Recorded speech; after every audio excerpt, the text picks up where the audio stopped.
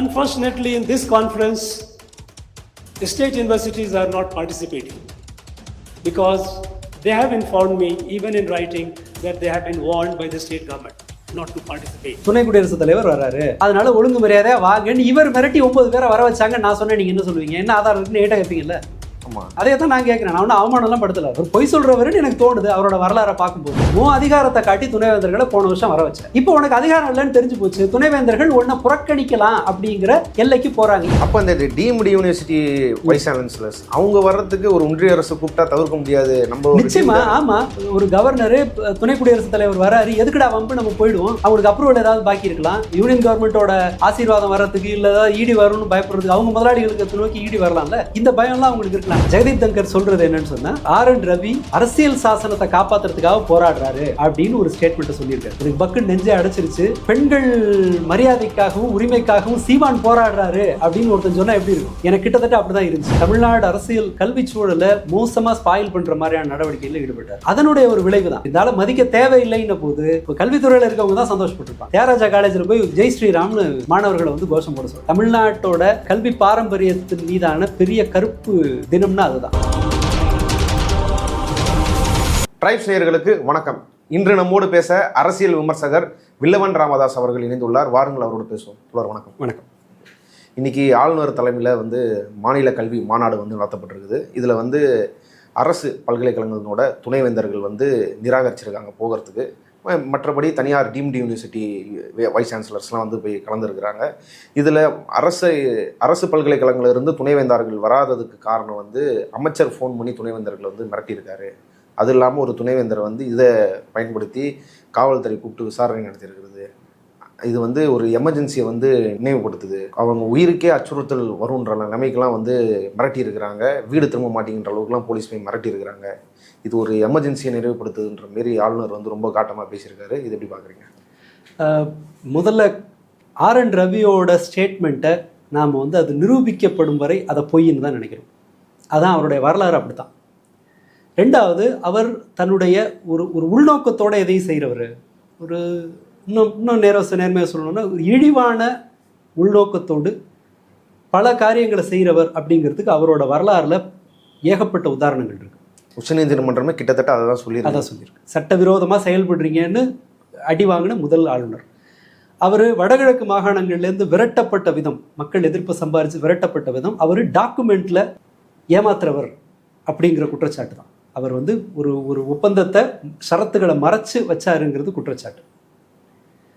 அதன் பிறகு அவரோட ட்விட்டர் ஹேண்டிலோட முதல் செய்தி போன வருஷம் போட்டதை 2023 போட்டதை இன்னமும் அதை முதல்ல வர்ற மாதிரி அவர் வச்சிருக்காரு. திராவிட மாடல்னு ஒன்று இல்லை அப்படிங்கிறது. அந்த ஒரு கவர்னருக்கு இந்த ஸ்டேட்மெண்ட்டை ஒரு இங்கிலீஷ் மீடியாவை, ஒரு இந்தியா முழுக்க இருக்கிற ஒரு மீடியாவை கூப்பிட்டு கொடுக்க வேண்டிய தேவை என்ன? ஸோ அதனுடைய அப்பட்டமான உள்நோக்கம் மாநில அரசோடு சண்டையிடுவது. இந்த மாநிலம் தனக்கான அடையாளமாக வச்சுட்டு இருக்கிற அதிமுக திராவிட கொள்கைகளை ஃபாலோ பண்ணுதோ இல்லையோ அது ரெண்டாவது, அது இருக்கட்டும். ஆனால் அவங்க தன்னோட ஐடியாலஜியாக வச்சிருக்கிறது முகம் வந்து திராவிடம்ங்கிறது. இங்கே திமுக ஜெயிச்சு வந்தபோது சொன்னது திராவிட மாடல்ங்கிறது தான். திராவிடம்ங்கிறது தான் இங்கே அடிப்படையான ஒன்று. பல மக்கள் அதை ஏற்றுக்கிட்டு இருக்கிற ஒரு மாநிலம். மாநில மக்கள் நம்புகிற ஒரு விஷயத்த அதெல்லாம் பொய் அப்படின்னு பேசுறது இருக்கு இல்லையா? அது உள்நோக்கம் என்ன? இந்த மாநிலத்தை அவமானப்படுத்தி பாஜகவை சந்தோஷப்படுத்துறதுங்கிறது தான் அவரோட உள்நோக்கம். ஸோ இப்படி ஒரு வரலாறை கொண்டு இருக்கிற ஒரு நபர் பொய் சொல்ல தயங்க மாட்டார் அப்படிங்கிறது தான் பொதுவான புரிதல். பிக் பாக்கெட் அடிக்கிறவன் செயின் கிடைச்சதுன்னா இருப்பான், அவ்வளவுதான்.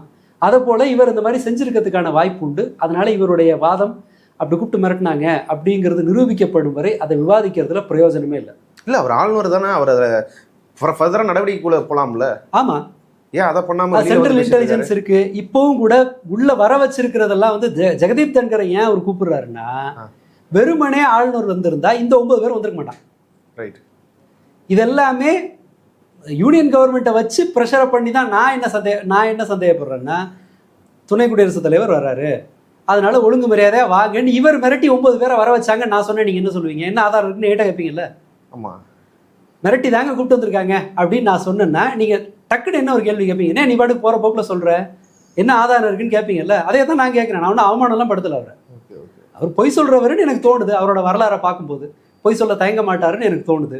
ஒரு இதை வந்து ஒரு ஸ்டேட்டை அவமானப்படுத்துறதுல அவருக்கு ஒரு அலாதி இஷ்டம் இருக்குங்கிறது நமக்கு தெரியுது. திருவள்ளூருக்கு காவி ட்ரெஸ்ஸை போட்டு விடுறது, இந்த வேலையெல்லாம் அவர் செய்கிறாரு. அண்டு தமிழ்நாடு எதை எதிர்க்குதோ, நீட்டுக்கு எதிராக ஒருத்தர் பேசும்போது அதற்கு எதிராக பேசுறவர் நெவர் எவர் அப்படின்னு. ஆமா, அப்படி சொன்னாரு. நான் பெண்டிங்கில் போட்டேன்னா அது நிராகரிச்சதா பொருள் அப்படின்னாரு. இல்ல அதுக்கு மேல அவரோட இன்ட்ரெஸ்ட் இன்னும் கொஞ்சம் இல்ல. இவங்க தில்லை நடராஜர் கோயில் இந்த குழந்தை திருமணம் இதெல்லாமும் வெளிப்படையா ஆதரிச்சு பேசியிருக்காரு. எது தமிழ்நாட்டு மக்களுக்கு பிடிக்காதோ அதெல்லாம் அவருக்கு பிடிக்கும். இன்னொன்று கல்வித்துறையில் அவர் சொல்றாருல, அதாவது எஜுகேஷனை டெவலப் பண்றதுக்காக நாங்க எடுத்த முயற்சி.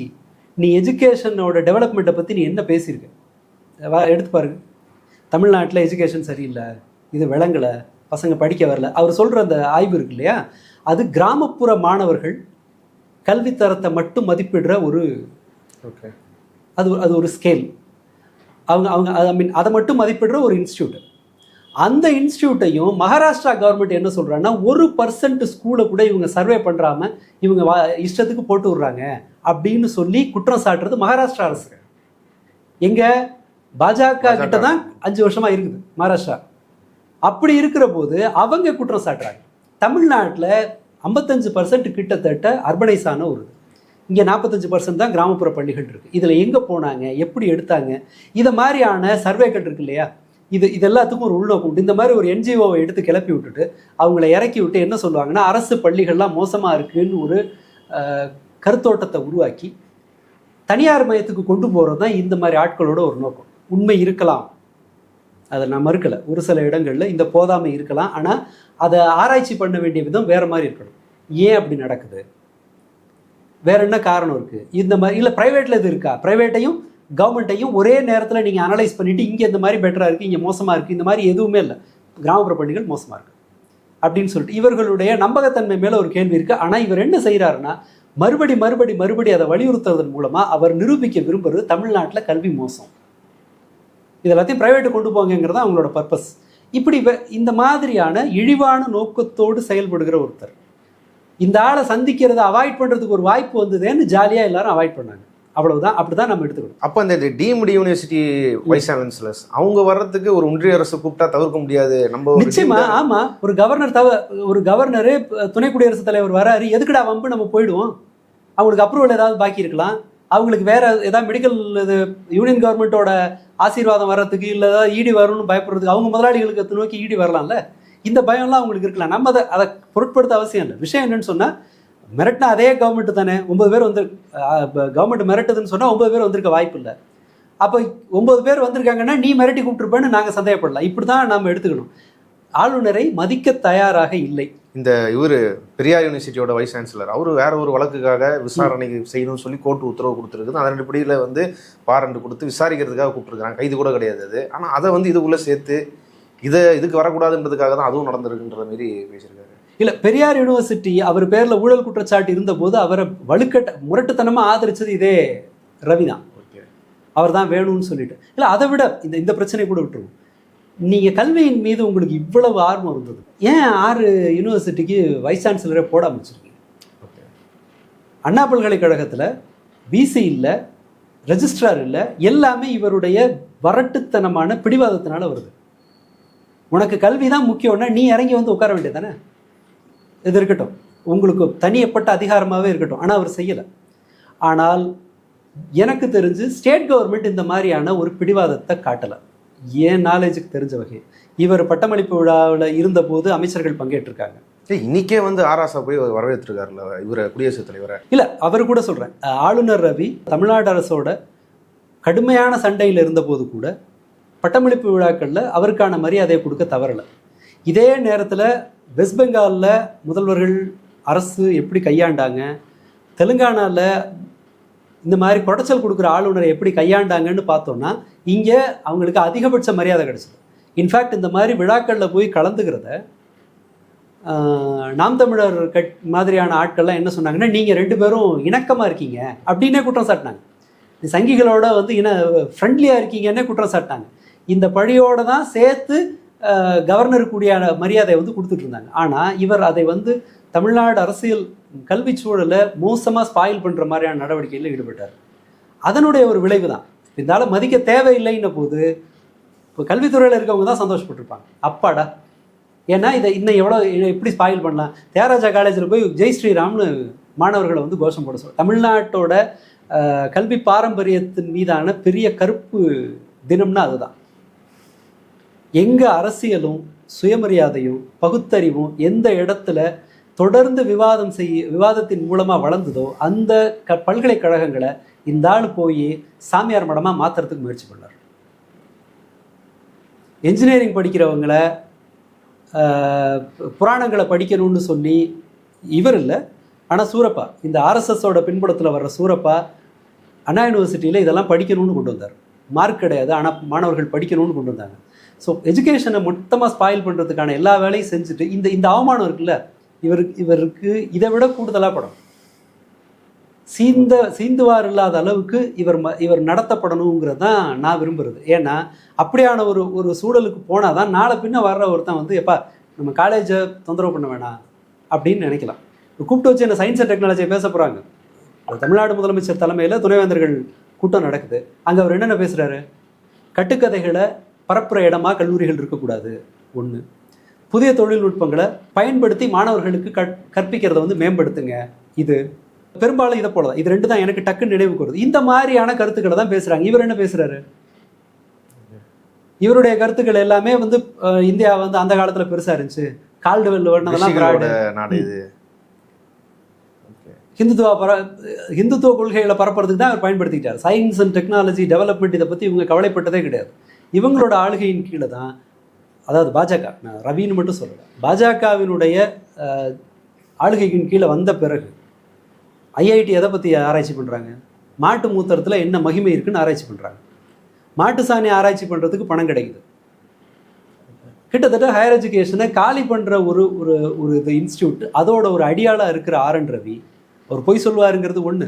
ரெண்டாவது, இந்த மாதிரியான அவமரியாதை இருக்குல்ல, ஒரு கௌரவ பதவியாக அகௌரவ பதவியாக மாற்றி இருக்கிறது தான் ஆர்.என். ரவியோட இத்தனை நாள் சாதனை.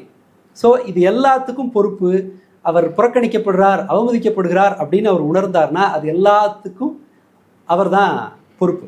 ஓகே, இப்படி ஆளுநர் மேலே வந்து இந்த விமர்சனங்கள், நீங்கள் வைக்கிற விமர்சனங்கள் தமிழ்நாட்டு அரசுக்கும் இருக்குது, இதுதான் சொல்கிறாங்க. ஆனால் ஒன்றிய அரசு அந்த சார்பாக வந்த துணை ஜனாதிபதி அவர் வந்து ஒரு அரசியலமைப்பை காப்பாற்றுறதுக்காக போராடிட்டு இருக்கிறார் ஆளுநர் ஆர்.என். ரவி அப்படின்னு ஒரு ஸ்டேட்மெண்ட்டை சொல்லியிருக்காங்க. அது எப்படி பார்க்குறீங்க? அதாவது தமிழ்நாட்டு ஆர்.என். ரவியும் நேஷனல் ஆர்.என். ரவியும் பேசிக்கிறாங்க. ஆர்.என். ரவிக்கு செக்யூரிட்டி ஆர்.என். ரவியே, ரைட்டு, அப்படி தான் எடுத்துக்கணும். வேற சாய்ஸ் இல்லை. இவங்க வந்து ஏன்னா ஜெகதீப் தங்கர் ஆர்.என். ரவிக்காக தான் அங்கே சண்டை போடுறாரு சுப்ரீம் கோர்ட்டில். அந்த கேஸில் சொல்கிறேன். ஜெகதீப் தங்கர் சொல்கிறது என்னன்னு சொன்னால், ஆர்.என். ரவி அரசியல் சாசனத்தை காப்பாற்றுறதுக்காக போராடுறாரு அப்படின்னு ஒரு ஸ்டேட்மெண்ட்டை சொல்லியிருக்காரு. எனக்கு பக்குன்னு நெஞ்சே அடைச்சிருச்சு. பெண்கள் மரியாதைக்காகவும் உரிமைக்காகவும் சீமான் போராடுறாரு அப்படின்னு ஒருத்தன் சொன்னால் எப்படி இருக்கும்? எனக்கு கிட்டத்தட்ட அப்படி தான் இருந்துச்சு. ஏன்னா நான் சொல்லலை, சுப்ரீம் கோர்ட் சொல்கிறது என்ன, நீ அரசியல் சாசனத்தை நீ உன் சௌரியத்துக்கு பயன்படுத்த முடியாது, as soon as possibleங்கிறத நீ உன் இஷ்டத்துக்கு பண்ண முடியாது அப்படின்னு சொல்லி ரொம்ப ரேராக பயன்படுத்துகிற ஒரு சட்டப்பிரிவை 142 சட்டப்பிரிவை பயன்படுத்தி இவர் சும்மா சீட்டு கீழே போட்டு வச்சுட்டு உட்கார்ந்துருந்த மசோதாக்களை அது அப்ரூவ் ஆனதா அர்த்தம்னு சொல்லுது சுப்ரீம் கோர்ட். நீ அரசியல் சட்டத்தை மதிக்கலைன்னு தீர்ப்பு வந்து 15 நாளைக்குள்ள குடியரசுத் தலைவர் என்ன சொல்றாரு? இவர் அரசியல் சாசனத்துக்காக போராடுறாரு அப்படின்னு சொல்லி. இந்த ஜோடி இருக்கு இல்லையா, அந்த கவுண்டமணி படத்தில் வர்ற மாதிரி தான், பிச்சைக்காரனுக்கு செக்யூரிட்டி பிச்சைக்காரனேன்னு ஒரு காமெடி வருது இல்லை, கிட்டத்தட்ட அதை மாதிரி தான். இவர் ஜெகதீப் தங்கர் இவரை காப்பாற்றி ஆகணும். ஏன்னா சுப்ரீம் கோர்ட் வந்து நீங்கள் என்ன சூப்பர் பார்லிமெண்ட் மாதிரி நடந்துக்கிறீங்களான்னு சுப்ரீம் கோர்ட்டு கூட சண்டை போட்டவர். இவங்களுக்கு தேவை இருக்கும்போது சுப்ரீம் கோர்ட்டை பயன்படுத்திக்குவாங்க. ஸோ இது ஜெகதீப் தங்கரோட தரம் தெரிந்தவர்கள், அவர் பாராளுமன்றத்தை எப்படி நடத்துறாரு, நாடாளுமன்றத்தை எப்படி நடத்துறாரு அப்படின்னு தெரிஞ்சவங்க அவரோட இந்த ஸ்டேட்மெண்ட்டை பார்த்து ஆச்சரியப்பட மாட்டாங்க. உயர்கல்வித்துறை அமைச்சர் கோவை செழியன் அவர்கள் வந்து ஆளுநர் பேசின தொடர்பாக கருத்து சொல்லியிருக்கிறாரு. தமிழ்நாடு போட்ட அரசு ஆளுநரை தாண்டி குடியரசுத் தலைவர் வரைக்கும் பிரச்சனையை உருவாக்கி இருக்குது, அவங்க எல்லாரையும் எக்ஸ்போஸ் பண்ணியிருக்கு, அந்த வைத்தறிச்சலில் தான் வந்து இப்படி பேசியிருக்காங்க. ஆமாம், 100% உண்மை. ஏன்னா இது வந்து இந்த வழக்குக்கு ஜெகதீப் தங்கர் வந்து ரியாக்ட் பண்ணணும்னு அவசியம் இல்லை. ஆளுநருக்கு எதிரான ஒரு வழக்கு. அவங்க என்ன சொல்லியிருக்காங்க, டைம் ஃப்ரேம் ஃபிக்ஸ் பண்ணியிருக்காங்க. இந்த காலத்துக்குள்ளே முடிவெடு. குடியரசுத் தலைவரும் கூட 3 மாதத்துக்குள்ளே முடிவெடுக்கணும்னு சொல்லியிருக்காங்க. இது ரொம்ப சிம்பிள். ப்ராசஸ் ஸ்மூத்தாக நடக்கிறதுக்கும் இப்போ ஒரு குழப்பம் இருக்கு இல்லையா, அந்த அந்த சட்டத்தில் ஒரு குழப்பம் இருக்குது, as soon as possibleங்கிறதுல ஒரு குழப்பம் இருக்குது. அதை தெளிவுபடுத்துறதுக்கான ஒரு தீர்ப்பு. இது ஒரு செக் அண்ட் பேலன்ஸ் இருக்கிற ஒரு சிஸ்டம். நீதித்துறையில் சிக்கல் வந்ததுன்னா அதை நாடாளுமன்றத்தின் மூலமாகவும், நாடாளுமன்றத்தில் குழப்பம் வரும்போது அதை நீதித்துறை மூலமாகவும் சரி பண்ணுறதுங்கிறது நம்மள்ட்ட இருக்க ஒரு சிஸ்டம். அதில் ஒரு முறைப்படுத்துதல் செஞ்சுருக்காங்க. ஆர்டர்லாம் இல்லை, ஐ மீன் அதிகாரத்தில் வந்து நான் சொல்கிறது கேளுங்கிறது அல்ல. இந்த குழப்பம் வரும்போது இது தீர்க்கறதுக்கான ஒரு வழிகாட்டுதலை வந்து கொடுத்துருக்காங்க, அவ்வளோதான். இதுக்கு துணை ஆர்.என். ரவியோட கேஸுக்கு துணை குடியரசுத் தலைவர் வந்து நீங்கள் என்ன எங்களை ரூல் பண்ணுறீங்களா, நீங்கள் என்ன சூப்பர் பார்லிமெண்ட்டான்னு பேசுகிறதோட பொருள் என்ன? இவங்களுக்கு இந்த தீர்ப்பு இருக்கு இல்லையா, இந்த தீர்ப்பு இவர்களுடைய மாநில அரசை செயல்பட விடாமல் முடக்கிறதுல இவர்களுக்கு இருந்து அதிகாரத்தின் மீது கை வச்சிருக்கு. ஸ்டேட் கவர்மெண்ட்டை பிடிச்சி கழுத்தை நெரிக்கிறதுக்கான ஒரு வாய்ப்பு குறைஞ்சிருக்கு. அந்த வைத்தறிச்சலில் அவர் பேசுகிறாரு. அது உண்மையான அது ரொம்ப சரியான ஸ்டேட்மெண்ட். ரெண்டாவது விஷயம் என்னென்னா, இவர் மேற்கு வங்காளத்தில் கவர்மெண்ட்டை நோண்டுறதுக்காகவே கவர்னராக போனவர். இவருக்கு அந்த வரலாறு இருக்குது. ஸோ நம்ம இனத்துக்கு இனம் காப்பாற்றுவோன்னு சொல்லிட்டு ஆர்.என். ரவியை காப்பாற்றுறதுக்காக ஜம்ப் பண்ணியிருக்காரு. அண்ட் இன்னொன்று ஒன்று இருக்குது, இவர் இந்த மாதிரி ஒரு ஸ்டேட்மெண்ட்டை சொன்னாருன்னா அவருக்கு ஒரு இம்யூனிட்டி இருக்குது, துணை குடியரசுத் தலைவர் இல்லையா, அதனால அவர் மீது அந்த மாதிரி கோர்ட் அவமதிப்பு வழக்கு பண்றாரு. அப்போ அவர் கோர்ட் அவமதிப்பு வழக்கு தொடுக்க முடியாது, அதனால அவர் பேசுறாரு. ஸோ ஒரு இதில் ஆச்சரியப்படுறதுக்குன்னு ஒன்றும் இல்லை, ஃபேக்ட் அதுதான். இவர் ஒரு வைத்தறிச்சலில் பேசுகிறாங்க. நம்ம வந்து கல்லூரிகளில் போய் அதை குட்டிச்சவராக்கிறதுக்கான வாய்ப்பு பறிபோயிடுச்சுங்கிற வைத்தறிச்சல்லேருந்து வந்த ஒரு ஸ்டேட்மெண்ட் அது, அவ்வளோதான். அது ஒரு வேலையத்தை ஒரு கிழமை வந்து வெட்டிய புலம்புற மாதிரியான ஒரு இதுதான். ஏன்னா அவர்களுக்கு வேற ஒன்றும் செய்யறதுக்கு இல்லை.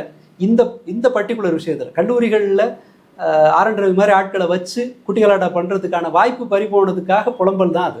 அதுக்கு மேலே அதை பேசுறதுக்கு கொண்டு இல்லை. அவர் சொன்னது சரிதான், அது வைத்தறிச்சல் ஸ்டேட்மெண்ட்டுங்கிற மாதிரி தான் நம்ம எடுத்துக்கணும். இப்போது தமிழ்நாட்டோட வேந்தர் அப்படின்றது தமிழக அரசு கட்டுப்பாட்டில் தான் இருக்குதுன்றது தான் உச்சநீதிமன்ற தீர்ப்பில் இருந்து தமிழக அரசு அறிவிச்சது. ஆனால் இப்போ ஆளுநர் மறுபடியும் துணைவேந்தர்களை கூப்பிட்டு இப்படி ஒரு கல்வி மாநாடுன்றது நடத்தலாமா முதல்ல? இல்லை, இதில் சில விஷயங்கள் அது ஒரு கிரே ஏரியா. நடத்தலாம்னு சட்டம் இல்லை, நடத்தக்கூடாதுன்னு எந்த இதுவும் இல்லை. அவர் அந்த மாதிரி ஒன்று நடத்தலாம். ரெண்டு காரணங்கள் இருந்தால் தமிழ்நாட்டில் பெரும்பாலும் அது குறித்து கவலைப்பட மாட்டாங்க. அவருக்கு ஒரு குறைந்தபட்ச நேர்மையோ கல்வி புலத்தின் மீது ஒரு அக்கறையோ இருந்துச்சுன்னு வச்சுக்கோங்களேன், இதை யாரும் போய் குறுக்க விழுந்து அதை யாரும் கேள்வி கேட்க போகிறதில்ல. ஓகே. அவர் இன்னொன்று, அது ஒரு கௌரவ பதவி. அதில் உருப்படியான எதையாவது ஒன்று செஞ்சால் போய் பங்கேற்கிறதுல சிக்கல் கிடையாது. இவர் உருப்படியாக இந்த மாநாடுகளில் என்ன பேசியிருக்கார் கடந்த 4 வருஷமாக, சரியில்லை, இது விளங்கலை, அது சரியில்லை அப்படின்னு சொல்லி, அதாவது இல்லை இதுக்கு முன்னாடி வருஷம்லாம் ஓகே அவரை வேந்தர்ன்ற முறையில் நடத்தினாரு. இப்போ வேந்தர் நடத்திருக்காரு. வேந்தர்னா கௌரவத்தில் அந்த பதவி இருக்குன்னே வச்சுக்கோ. ஏன்னா வேந்தர் இல்லையாங்கிறத பற்றி எதுவும் சொல்லலை. பட் வேந்தருக்கான அதிகாரம்னு ஒன்று இல்லை அவருக்கு. வந்து இனி பல்கலைக்கழகங்களில் செய்யறதுக்குன்னு ஒன்றும் இல்லை, கெஸ்ட் ரோல் தான் அது. சரியா? இப்போ என்ன பண்ணுறாருன்னு சொன்னால், சினிமாவில் கெஸ்ட் ரோல்னு சொன்னால் வந்து தலையை காட்டிட்டு போகிற ஒரு வேலை. நான் கெஸ்ட் ரோலில் வந்து நான் ஹீரோயினை காப்பாற்றுவேன்னு இறங்குறாரு. மற்ற பாத்திரங்கள் அதை ஏற்றுக்கிற தயாரா இல்லை, அதுதான் விஷயம். இவர் அக்கறையை காட்டி வரல. நீங்க அதெல்லாம் இல்லை, இது ஒரு கௌரவ பதவியாவே இருந்து அவர் ஒரு கூட்டத்தை நடத்துறாருன்னு வச்சுக்கோமே. இப்போ ஒரு விஞ்ஞானி இருக்காரு, அவர் வந்து கௌரவ பதவியில் வந்து உட்கார்ந்துருக்காரு, அவர் வந்து ஒரு கூட்டத்தை நடத்துறாரு, துணைவேந்தர்கள் கூட்டத்தை நடத்துறாரு அப்படின்னு சொன்னா நாம அவர் ஏதோ அதை பத்தி பேச போறாரு நம்ம புரிஞ்சுக்கலாம். அவர் ஏதோ தன்னோட அதை பயன்படுத்த போறாரு. இல்லை, அவரோட பழைய வரலாறு இந்த மாதிரி கல்வியாளர்களை கூப்பிட்டு பேசி அவங்களுக்கு ஒரு இன்புட்டை கொடுத்து அவங்களை உற்சாகப்படுத்துறது அவருடைய வரலாறு. அவருக்கு அதில் ஒரு இன்ட்ரெஸ்ட் இருக்குது அப்படின்னு நாம் அப்படின்னு ஒரு வரலாறு இருந்ததுன்னா ரைட், துணைவேந்தர்கள் போகலாம், சட்டம் இருக்கோ இல்லையோ, அவருக்கு அதிகாரம் இருக்கோ இல்லையோ, வயசானவர் ஆசைப்படுறாரு போயிட்டு வரட்டும் அப்படின்னு கூட அனுமதிக்கலாம். ஆனால் இவர் கடந்த 4 வருஷத்தில் இந்த கூட்டங்களை அவர் எதற்கு பயன்படுத்தினார்? நான் தான் அதிகாரம் பெற்றவன், எனக்கு தான், என் கையில் தான் நீங்கள், எனக்கு கீழே தான் நீங்கள்லாம் வேலை செய்யணும் அப்படின்னு துணைவேந்தர்களை மிரட்டுற மாதிரியோ அல்லது ஷோ காட்டுற மாதிரியோ ஸ்டேட் கவர்மெண்ட்டுக்கு சவால் விடுற மாதிரியோ தான் அவர் அந்த கூட்டத்தை நடத்தினார். அப்படி நடத்தும் போது இந்த மாதிரி வந்து இப்போ அதிகாரம் போயிடுச்சுல்ல, அதிகாரம் போனால் நான் ஒருவேளை ஸ்டேட் கவர்மெண்ட்டு யாரும் போக வேணான்னு விரும்புது, நம்ம கவர்மெண்ட்டோட எதுக்கு பகைச்சிக்கணும்னு ஒருத்தர் போகாமல் இருந்தால் கூட அது தப்புன்னு நான் சொல்ல மாட்டேன். ஏன்னா உன் அதிகாரத்தை காட்டி துணைவேந்தர்களை போன வருஷம் வர வச்சேன். இப்போ உனக்கு அதிகாரம் இல்லைன்னு தெரிஞ்சு போச்சு, துணைவேந்தர்கள் உன்னை புறக்கணிக்கலாம் அப்படிங்கிற எல்லைக்கு போறாங்க. இவர்கிட்ட இருந்து கேட்டு கத்துக்கிறதுக்கு ஒன்றும் இல்லை. ஆமா, இல்லை, இது வரைக்கும் அவர் என்ன பேசியிருக்காரு? அவர் வந்து உருப்படியா ஒரு விஷயத்துல கல்வித்துறை ஃபேஸ் பண்ற சவால்கள் குறித்து எப்போவாவது அவர் பேசியிருக்காரான்னு பாருங்க, கிடையவே கிடையாது. டெக்னாலஜி இந்த தொழில்நுட்ப வளர்ச்சி இருக்குல்ல தோழர், இதை பிடிக்கிறதுல ரேஸில் வந்து இந்தியா தன்னுடைய வாய்ப்பை தவற விட்டு விட்டது அப்படிங்கிறது தான் சர்வதேச அளவில் இருக்கிற அப்சர்வேஷன். ஏன்னா ஆர்டிஃபிஷியல் இன்டெலிஜென்ஸில் அதில் எல்லாம் வந்து இந்திய பெரிய கல்வி நிறுவனங்கள் தங்களுடைய கவனத்தை செலுத்த முடியறதில்லை. அதற்கான கதவுகளை வந்து அடைக்கிறாங்க. இப்போ பார்த்தீங்கன்னு சொன்னால் சிபிஎஸ்இ ஸ்கூல்ஸில் இங்கிலீஷ் புக்ஸுக்கெல்லாம் பேரை வந்து ஹிந்தியில் மாற்றுறான். ஓகே. மகாராஷ்டிரா கவர்மெண்ட்டில் இவங்க வந்து 3வது மொழியை திணிச்சிட்டு அங்கே மக்கள் எதிர்ப்பு வருது. 3 மொழி படித்தா எங்கள் பிள்ளைங்களால் படிக்க முடியாது, முதல்ல மாத்திரான்னு சொல்லி அங்கே ஒரு ப்ரெஷர் வருது.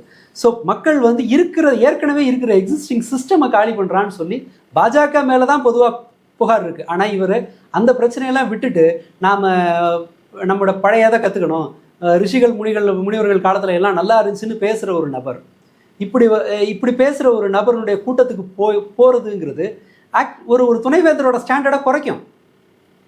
அதுதான் யதார்த்தம். இவர்கிட்ட போய் இவர் மூஞ்சில் முடிச்சுட்டு வந்தால் தன்னுடைய மரியாதை குறையுங்கிறது தான் பிரச்சனை. அப்படிதான் அந்த கணக்கில் பார்த்தீங்கன்னு சொன்னால் இந்த மாதிரி ஒரு நபர் கூட்டத்தை நடத்துகிறாரு, நம்ம அனுப்புவோமா? எதுக்கும் பிரயோஜனப்படாதுங்கிற ஒரு கூட்டத்தை இன்னும் ஊட்டியில் வந்து உட்காந்துட்டு ஜாலியாக இருந்துட்டு வரலாம், அதற்கு கூட இவங்க தயாராக இல்லை. ஸோ இந்த அவமானங்கிறது வந்து இவர் தேடிக்கொண்டது. இதை போகிறதுல வந்து சட்டபூர்வமாக சரியா தவறாங்கிற ஆராய்ச்சியே அவசியம் இல்லை. பிரயோஜனம் இருக்கா இல்லையா, அவ்வளவுதான்.